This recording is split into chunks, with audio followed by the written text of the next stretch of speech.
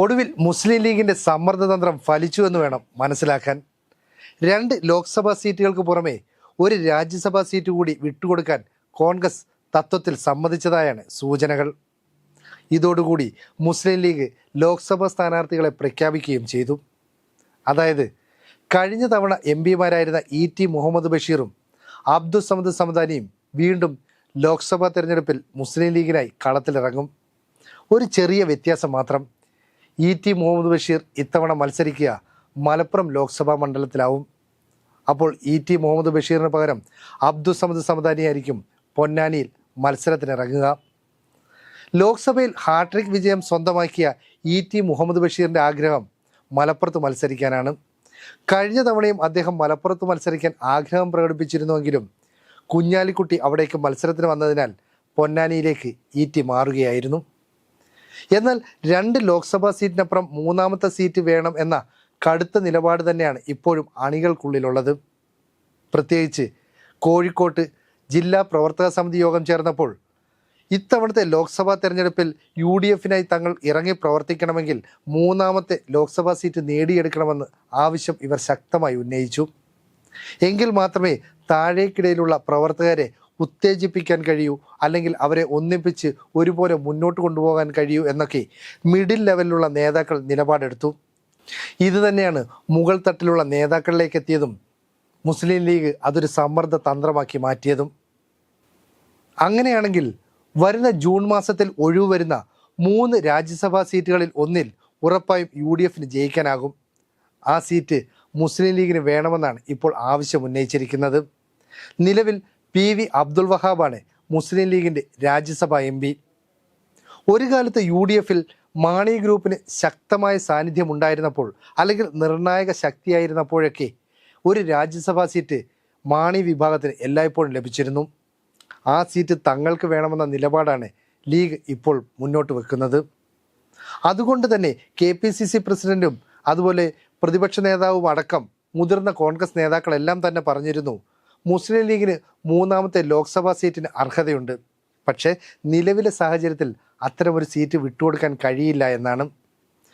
എന്നാൽ ഇത്തരത്തിലുള്ള ഒരു സമ്മർദ്ദതന്ത്രം ഇപ്പോൾ പ്രയോഗിച്ചാൽ പിന്നീട് അത് രാജ്യസഭാ സീറ്റ് നേടിയെടുക്കുന്നതിന് അനുകൂലമാകുമെന്ന് ലീഗ് നേതാക്കൾ ഉറച്ചു വിശ്വസിച്ചു. അതുതന്നെ ഇവിടെ സാധ്യമാവുകയും ചെയ്തു. അതായത് മുസ്ലിം ലീഗ് പ്രധാനമായും ഇത്തവണ ലോക്സഭയിലേക്ക് മത്സരിക്കാൻ ആഗ്രഹിച്ച 3ാമത്തെ സീറ്റ് എന്ന് പറയുന്നത് ഒന്നുകിൽ കോഴിക്കോട്, അല്ലെങ്കിൽ വടകര, അടുത്തത് വയനാടാണ്. ഇതൊന്നും കിട്ടിയില്ലെങ്കിൽ കണ്ണൂരോ കാസർഗോഡോ മതി എന്ന നിലപാടും സ്വീകരിച്ചിരുന്നു. എങ്കിലും അവർ ഏറെ പ്രതീക്ഷ വെച്ച് പുലർത്തിയ മണ്ഡലം എന്ന് പറയുന്നത് വയനാട് ലോക്സഭാ മണ്ഡലമാണ്. കാരണം വയനാട് ലോക്സഭാ മണ്ഡലത്തിൽ ഉൾപ്പെടുന്ന 3 നിയമസഭാ മണ്ഡലങ്ങൾ വണ്ടൂർ, നിലമ്പൂർ, ഏറനാട് എന്നിവിടങ്ങളിൽ മുസ്ലിം ലീഗിന് നിർണായകമായ സ്വാധീനമുണ്ട്. മാത്രമല്ല കൽപ്പറ്റയിലും മുസ്ലിം ലീഗിന് വോട്ട് പിടിക്കാമെന്ന പ്രതീക്ഷയുണ്ട്. അതുകൊണ്ട് തന്നെ വയനാട് അവർ ലക്ഷ്യം വെച്ചു. പക്ഷേ രാഹുൽ ഗാന്ധിയാണ് വയനാട്ടിൽ മത്സരിക്കാൻ വീണ്ടും എത്തുന്നതെങ്കിൽ ആ സീറ്റിന് അവകാശവാദം ഉന്നയിക്കാൻ മുസ്ലിം ലീഗിന് സാധിക്കില്ല. അതുകൊണ്ടാണ് മുരളീധരൻ മത്സരത്തിൽ നിന്നും പിന്മാറിയാൽ വടകരയിൽ മത്സരിക്കാം എന്ന ആശയത്തിലേക്ക് ലീഗ് എത്തിച്ചേർന്നത്. അടുത്ത ഘട്ടം കാസർഗോഡാണ് അവർ ലക്ഷ്യം വെച്ചത്. അവിടെ വേണമെങ്കിൽ പൊതു സ്വതന്ത്രനെ നിർത്താമെന്നും കരുതി. പക്ഷേ ഈ സീറ്റുകളൊന്നും വിട്ടുകൊടുക്കാൻ കോൺഗ്രസ് തയ്യാറായില്ല. എന്ന് പറഞ്ഞാൽ ഇത്തവണത്തെ ലോക്സഭയിൽ 16 കോൺഗ്രസ് തന്നെ മത്സരിക്കുമെന്ന് സാരം. നിലവിൽ മുസ്ലിം ലീഗ് 2 സ്ഥാനാർത്ഥികളെ പ്രഖ്യാപിച്ചു കഴിഞ്ഞു. കൊല്ലം ലോക്സഭാ മണ്ഡലത്തിൽ RSP പ്രതിനിധീകരിച്ച് NK പ്രേമചന്ദ്രനും എത്തും. അതുപോലെ തന്നെ കോട്ടയത്ത് ഫ്രാൻസിസ് ജോർജും എത്തും. അപ്പോൾ ബാക്കിയുള്ള 16 സീറ്റുകളിൽ ഒരെണ്ണം പോലും വിട്ടു നൽകാൻ ഇനി കോൺഗ്രസ് തയ്യാറാവില്ല. കഴിഞ്ഞ തവണ മലപ്പുറം ലോക്സഭാ മണ്ഡലത്തിൽ കുഞ്ഞാലിക്കുട്ടി മത്സരത്തിനിറങ്ങുമെന്ന് ആരും പ്രതീക്ഷിച്ചിരുന്നില്ല. വളരെ അപ്രതീക്ഷിതമായിട്ടായിരുന്നു കുഞ്ഞാലിക്കുട്ടിയുടെ രംഗപ്രവേശം. മറ്റൊന്നുമല്ല കാരണം, അതായത് രാഹുൽ ഗാന്ധിയുടെ നേതൃത്വത്തിൽ കോൺഗ്രസ് നേതൃത്വം നൽകുന്ന ഒരു ഭരണസമിതി കേന്ദ്രത്തിൽ അധികാരത്തിലെത്തുമെന്ന് കുഞ്ഞാലിക്കുട്ടിയും മുസ്ലിം ലീഗും ഒക്കെ പ്രതീക്ഷിച്ചിരുന്നു, അല്ലെങ്കിൽ ആഗ്രഹിച്ചു. അങ്ങനെ കോൺഗ്രസ് നേതൃത്വം നൽകുന്ന മന്ത്രിസഭ കേന്ദ്രത്തിലെത്തിയാൽ സ്വാഭാവികമായും ഒരു മന്ത്രിസ്ഥാനം മുസ്ലിം ലീഗിന് ലഭിക്കും. അങ്ങനെയാണ് അഹമ്മദ് എന്ന് പറയുന്ന നേതാവ് ഏറെക്കാലം കേന്ദ്രമന്ത്രിയായത്. അഹമ്മദിന് പകരക്കാരനായി PK കുഞ്ഞാലിക്കുട്ടി കേന്ദ്രമന്ത്രിയാകുമെന്ന് അദ്ദേഹം സ്വപ്നം കണ്ടു. അല്ലെങ്കിൽ കുഞ്ഞാലിക്കുട്ടിയെ പിന്തുണയ്ക്കുന്നവർ ആ സ്വപ്നം കാണാൻ അദ്ദേഹത്തെ പ്രേരിപ്പിച്ചു. അങ്ങനെ ലോക്സഭാ തെരഞ്ഞെടുപ്പിൽ കുഞ്ഞാലിക്കുട്ടി മത്സരത്തിനിറങ്ങി. എന്തു തന്നെയായാലും വീണ്ടും നരേന്ദ്രമോദിയുടെ നേതൃത്വത്തിലുള്ള കേന്ദ്ര സർക്കാർ അവിടെ അധികാരത്തിലേക്ക് വന്നു. അതോടുകൂടി ആ സ്വപ്നം വീണുടഞ്ഞു. അങ്ങനെ ഇരിക്കുമ്പോഴാണ് 2021 നിയമസഭാ തെരഞ്ഞെടുപ്പ് വരുന്നത്. അപ്പോൾ വീണ്ടും കുഞ്ഞാലിക്കുട്ടിയുടെ സ്വപ്നത്തിന് പുതിയ ചിറകുകൾ മുളച്ചു. കാരണം ഓരോ 5 വർഷക്കാലം കഴിയുമ്പോഴും കേരളത്തിൽ മുന്നണികൾ മാറി മാറി അധികാരത്തിൽ വരും. എന്നുവെച്ചാൽ പിണറായി സർക്കാരിൻ്റെ കാലാവധി കഴിഞ്ഞു, പുതിയ സർക്കാർ അധികാരത്തിലേക്ക് വരുന്നത് UDFിൻ്റേതായിരിക്കും. അങ്ങനെയെങ്കിൽ മുസ്ലിം ലീഗിൽ ലഭിക്കുന്ന മന്ത്രിസ്ഥാനം തനിക്ക് സ്വന്തമാക്കിക്കൂടെ? കുഞ്ഞാലിക്കുട്ടി ചിന്തിച്ചു. അങ്ങനെ നിയമസഭാ തെരഞ്ഞെടുപ്പിലേക്ക് കുഞ്ഞാലിക്കുട്ടി മത്സരിക്കുന്നു. അവിടെയും മലർപ്പൊടിക്കാരൻ്റെ സ്വപ്നം പോലെയായി കാര്യങ്ങൾ. അതായത് ഇടതുമുന്നണിക്ക് ഭരണ തുടർച്ച ലഭിച്ചു. അങ്ങനെ കുഞ്ഞാലിക്കുട്ടിയുടെ കേരളത്തിലെ മന്ത്രിസ്ഥാനം എന്ന സ്വപ്നവും വീണുടഞ്ഞു. തുടർന്ന് അവിടെ 2021 ഒരു ലോക്സഭാ ഉപതെരഞ്ഞെടുപ്പ് നടക്കേണ്ട സാഹചര്യമുണ്ടായി. അബ്ദുൾ സമദ് സമദാനിയാണ് ലോക്സഭാ സ്ഥാനാർത്ഥിയായി മുസ്ലിം ലീഗ് അവതരിപ്പിച്ചത്. കുഞ്ഞാലിക്കുട്ടിക്കെതിരെ മത്സരിച്ച VP സാനു തന്നെ അബ്ദുൾ സമദ് സമദാനിക്കെതിരെ മത്സരിക്കാനായി എത്തി. എന്നാൽ ഒരു വ്യത്യാസമുണ്ടായി.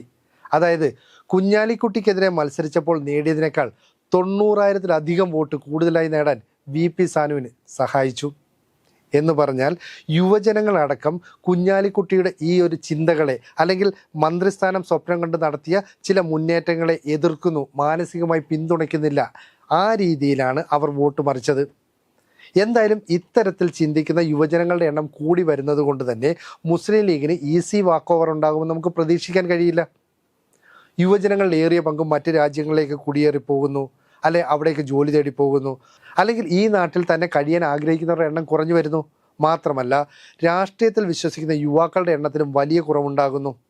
അതുകൊണ്ടൊക്കെ തന്നെ ഇത്തവണ ലോക്സഭയിലേക്ക് മത്സരിക്കാൻ വീണ്ടും മുസ്ലിം ലീഗ് തയ്യാറെടുക്കുമ്പോൾ ഏറെ ഹോംവർക്ക് ചെയ്തിട്ടാണ് വീണ്ടും സ്ഥാനാർത്ഥികളെ നിശ്ചയിച്ചിരിക്കുന്നത്. അബ്ദുൾ സമദ് സമദാനിക്കും ET മുഹമ്മദ് ബഷീറിനും വലിയ പിന്തുണ തന്നെയുണ്ട്. അതുകൊണ്ട് തന്നെ മത്സരത്തിൽ വിജയിച്ച് കയറാമെന്ന് അവർ പ്രതീക്ഷിക്കുന്നുണ്ട്. മാത്രമല്ല മൂന്നാമത്തെ ലോക്സഭാ സീറ്റ് എന്ന് പറയുന്ന ഒരു പ്രതീക്ഷ മങ്ങിക്കഴിഞ്ഞു, അല്ലെങ്കിൽ ആ സമ്മർദ്ദതന്ത്രമായിരുന്നു അതെന്നുള്ളത് പൊതുജനങ്ങൾക്കും വ്യക്തമായിട്ടുണ്ട്. എന്തായാലും ഒഴിവ് വരുന്ന രാജ്യസഭാ സീറ്റ് മുസ്ലിം ലീഗിന് നൽകാമെന്ന് കോൺഗ്രസ് തത്വത്തിൽ സമ്മതിച്ചു കഴിഞ്ഞു. അങ്ങനെയാണെങ്കിൽ ലോക്സഭയിലേക്ക് 2 പ്രതിനിധികളെയും രാജ്യസഭയിലേക്ക് 1 പ്രതിനിധിയെയും മുസ്ലിം ലീഗിന് അയക്കാൻ സാധിക്കും. ഇത് തന്നെയാണ് അവർ ലക്ഷ്യം വെച്ചത്. ഒടുവിൽ ആ ലക്ഷ്യത്തിലേക്ക് അവർ എത്തുകയും ചെയ്തു. ഇനി അണികളെ ഇക്കാര്യങ്ങൾ പറഞ്ഞ് മനസ്സിലാക്കുക എന്നതാണ് മുസ്ലിം ലീഗിൻ്റെ നേതൃത്വത്തിന് മുന്നിലുള്ള ഒരു കടമ്പ എന്ന് പറയുന്നത്. അത് വളരെ ഈസിയായി അനായാസം ചെയ്തു തീർക്കാൻ കഴിയുമെന്ന് അവർ പ്രതീക്ഷിക്കുന്നുമുണ്ട്. ഇനി രാജ്യസഭയിലേക്ക് വരുമ്പോൾ ആരെയായിരിക്കും സ്ഥാനാർത്ഥിയായി അവതരിപ്പിക്കേണ്ടത് എന്നതിനെക്കുറിച്ച് മാത്രമാവും മുസ്ലിം ലീഗ് ചിന്തിക്കുക. എന്തായാലും കഴിഞ്ഞ കുറച്ചു കാലമായി മുസ്ലിം ലീഗ് ഈ സമ്മർദ്ദതന്ത്രം എടുത്ത് പയറ്റാനുള്ള മറ്റൊരു കാരണം കൂടിയുണ്ട്. കാരണം കഴിഞ്ഞ കുറച്ചു കാലമായി CPM സംസ്ഥാന സെക്രട്ടറി MV ഗോവിന്ദൻ അടക്കം മുതിർന്ന CPM നേതാക്കൾ കിട്ടുന്ന വേദിയിലൊക്കെ മുസ്ലിം ലീഗിനെ പ്രശംസിക്കുകയാണ്. അതായത് UDFിൻ്റെ നട്ടെല്ല് എന്ന് പറയുന്നത് മുസ്ലിം ലീഗാണ്. മുസ്ലിം ലീഗ് ഇല്ലാതെ കോൺഗ്രസ് എവിടെയെങ്കിലും ഒറ്റയ്ക്ക് നിന്ന് മത്സരിച്ചാൽ അവർ പരാജയപ്പെടും എന്നൊക്കെ പറഞ്ഞ് മുസ്ലിം ലീഗിനെ പരമാവധി പ്രലോഭിപ്പിച്ച് വേണമെങ്കിൽ അവർക്ക് LDFിലേക്ക് വരാം, LDFിൻ്റെ വാതിലുകൾ അവർക്ക് മുന്നിൽ തുറന്നു വിട്ടിരിക്കുകയാണ് എന്നൊക്കെ പറഞ്ഞ് വലിയ ഒരു സമ്മർദ്ദ തന്ത്രം CPM പയറ്റുന്നുണ്ട്. ഇതുകൂടി മുന്നിൽ കണ്ടാണ് UDFിനുള്ളിൽ തങ്ങൾക്ക് മൂന്നാമത് ഒരു സീറ്റ് കൂടി വേണമെന്ന ആവശ്യം മുസ്ലിം ലീഗ് നേതാക്കൾ മുന്നോട്ട് വെച്ചത്. അല്ലെങ്കിൽ ഇത്തവണ സാധാരണ കാണിക്കുന്നത് പോലെ വെറും സമ്മർദ്ദമല്ല, ഞങ്ങളുടെ ഉറച്ച നിലപാടാണ് എന്ന് പറയാൻ വരെ മുസ്ലിം ലീഗ് നേതാക്കൾ തയ്യാറായി. എന്തായാലും ആ സമ്മർദ്ദ തന്ത്രത്തിന് ഒടുവിൽ ഫലം കണ്ടു. CPM ലക്ഷ്യമിട്ടത് UDFിനുള്ളിൽ ഒരു പടലപ്പിണക്കം അല്ലെങ്കിൽ ഒരു തർക്കമുണ്ടാക്കുക, കോൺഗ്രസും മുസ്ലിം ലീഗും തമ്മിൽ ഒരു ആഭ്യന്തര കലാപമുണ്ടാക്കിയാൽ അതിൻ്റെ നേട്ടം ഈ ലോക്സഭാ തെരഞ്ഞെടുപ്പ് മത്സരത്തിൽ CPMനുണ്ടാകും, അല്ലെങ്കിൽ ഇടതുമുന്നണിക്കുണ്ടാകുമെന്നാണ്. ഇക്കാര്യങ്ങളൊക്കെ കോൺഗ്രസ് നേതൃത്വത്തിന് മനസ്സിലായി. അതുകൊണ്ട് തന്നെ കോൺഗ്രസ് നേതാക്കളും മുസ്ലിം ലീഗ് നേതാക്കളുമൊക്കെ ഒന്നിച്ചിരുന്ന് കാര്യങ്ങൾ ചർച്ച ചെയ്യുകയും അവരുടെ സമ്മർദ്ദ തന്ത്രങ്ങളൊക്കെ ഈ പറയുന്ന ചർച്ചാവേദിയിൽ പരസ്പരം മനസ്സിലാക്കി കൊടുക്കുകയും ഒക്കെ ചെയ്തു. അതെന്തായാലും ലോക്സഭാ തെരഞ്ഞെടുപ്പുമായി ബന്ധപ്പെട്ട് UDFിനുള്ളിൽ ഏതാണ്ട് സീറ്റ് വിഭജന ചർച്ച പൂർത്തിയാക്കിയപ്പോൾ മുസ്ലിം ലീഗിന് 2 സീറ്റ് നൽകാമെന്ന കാര്യത്തിൽ UDF അല്ലെങ്കിൽ കോൺഗ്രസ് ഉറച്ചു നിന്നു. മാത്രമല്ല ഒഴിവ് വരുന്ന രാജ്യസഭാ സീറ്റ്, അതായത് UDFിന് ഉറപ്പായിട്ടും വിജയിക്കാൻ കഴിയുന്ന രാജ്യസഭാ സീറ്റ് മുസ്ലിം ലീഗിന് നൽകാമെന്ന ധാരണയും അല്ലെങ്കിൽ ആ ഒരു ഉറപ്പും അവർ നൽകി. ഇനി മുസ്ലിം ലീഗിന് വേണ്ടത് ഇക്കാര്യത്തിൽ രേഖാമൂലം ഒരു ഉറപ്പും വേണമെന്നാണ്. കാരണം ജൂണിൽ ഈ സീറ്റുകൾ ഒഴിവ് വരുമ്പോൾ എന്തെങ്കിലും കാരണം പറഞ്ഞ് മുസ്ലിം ലീഗിന് ഈ സീറ്റ് നൽകാതിരുന്നെങ്കിലോ എന്നവർ ഭയപ്പെടുന്നുണ്ട്. അതുകൊണ്ട് തന്നെയാണ് ലീഗിൻ്റെ മിഡിൽ ലെവലിലുള്ള മധ്യവർഗത്തിലുള്ള നേതാക്കളും താഴെത്തട്ടുള്ള പ്രവർത്തകരും ആവശ്യപ്പെടുന്നത് ഈ രാജ്യസഭാ സീറ്റ് നമ്മൾക്ക് തന്നെ നൽകുമെന്നുള്ള കാര്യം രേഖാമൂലം കോൺഗ്രസ് ഉറപ്പ് നൽകണം. ഇത്തരത്തിലുള്ള ഒരു ആവശ്യം മുസ്ലിം ലീഗ് നേതൃത്വം ഇനി കോൺഗ്രസ് നേതൃത്വത്തിന് മുന്നിൽ വെക്കുമോ എന്നുള്ളത് മാത്രമാണ് കണ്ടറിയാനുള്ളത്.